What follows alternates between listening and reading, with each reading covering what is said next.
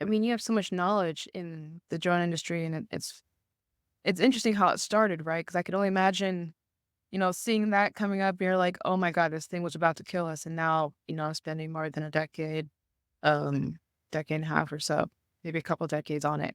And so with all that knowledge now, I mean, what's the future of drones in the geospatial industry that you've seen? Wow. I think the future of drones combined with the geospatial industry is where it sort of starts to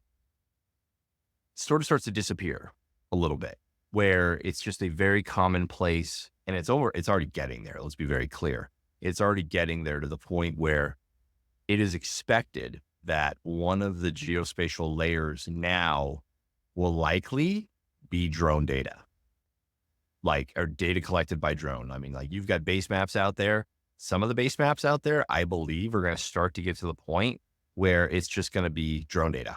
Like, there are companies out there that is the minimum expectation. So I see it scaling to where it just becomes a tool. Like, it is something that it is not highly specialized. It is not it is not like GWiz, right? But it is just another data collection option that is a smooth.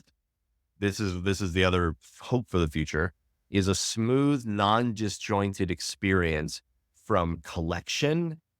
I mean, planning, collection, exploitation, dissemination, analysis. All of that is one smooth pipeline that can be specific, but one smooth pipeline that is a non-disjointed experience for both the user and you know, and the customer or the end user.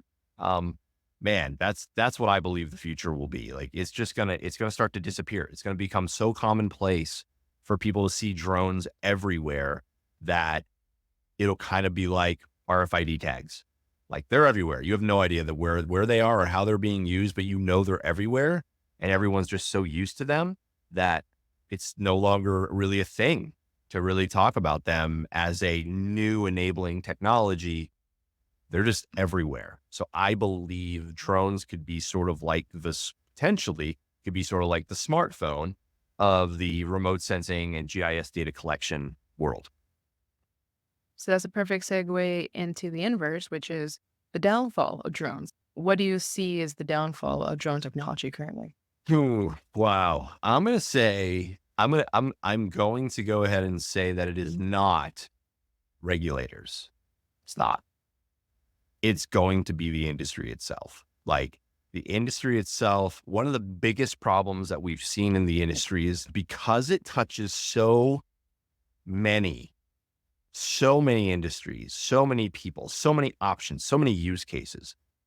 There are companies out there, big ones, that say, we're going to do all of it.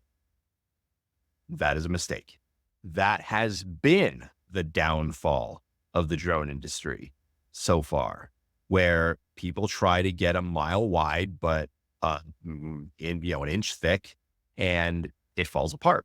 So that foundation isn't really there. It's just so the people that are doing it right are the ones that are very focused, very niche, very specific, full stack for a specific application like renewable energy or electric utilities. But they're staying in their lane. Like, this is all we support. That, I think, is going to be, that's how they win. But there's a lot of companies out there that are distracted, right? It's like, wow, it's like, ooh, what's this BV loss thing? How do we use that? That's new and that's sexy. And we've got this really cool technology over there. Ooh, that's really awesome. That just came out. We got to figure out how to use that, right? I think distraction could potentially be the downfall of the industry. But here's the thing. There won't be one. It's established at this point that it's not going anywhere. It's not a fad. It's not a hype. It is fully established as, at least within specific markets, it is an absolute necessity. It is not going anywhere. Like, it is becoming like their toilet paper. Like, you gotta order it, you gotta have it. Everyone needs it. Like, it's becoming that level. In a lot of different industries. And that's really exciting. And that's where it starts to go away because there's nothing exciting about toilet paper, but you need it.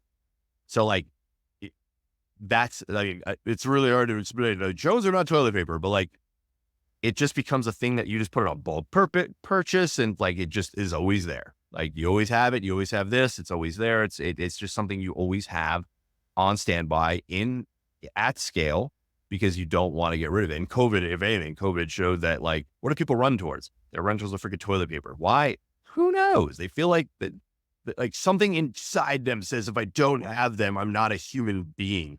Like I don't think drones are quite there, but like I think that's definitely a goal. Like that's kind of like goals right there. It's like, you know what? We want our technology to disappear, but become so essential that it will never go anywhere. It will just continue to evolve, continue to get more effective, more efficient. It's going to and be able to scale. So that's one of the biggest challenges that the industry is facing right now is the inability to scale. Um, so that's something. It's like, okay, cool. We have companies out there with hundreds of drone pilots, hundreds. Some of them are getting close to thousands. And you're like, this is incredible. How do we take it further? Like even more, like more.